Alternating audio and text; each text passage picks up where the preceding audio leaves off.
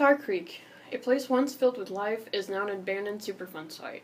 The Environmental Protection Agency established a Superfund program to help clean up abandoned hazardous waste sites. One of the best ways to find out how contaminated a place may be is to study the animals, which is exactly what zoology master student Rachel Ugarin and zoology professor Karen McBee are doing. They chose bats to study a different level in the ecosystem. We've got water exposure, soil exposure, and then we were interested in a species that wasn't in direct contact with the sediments.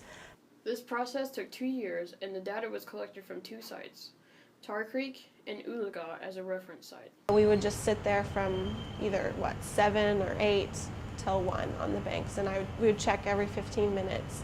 And if there was a bat in the net, we would pull it out right when we saw it. Ugarin and McBee are testing the bat's hair, skin, bones, and organs for lead, zinc, and cadmium, which are the primary toxins found at Tar Creek because of the chemicals from the mining sites leaking into the land and surrounding the water. We hypothesized that the bats at the communities at Tar Creek would, the composition would be less diverse, and there would be fewer species up there.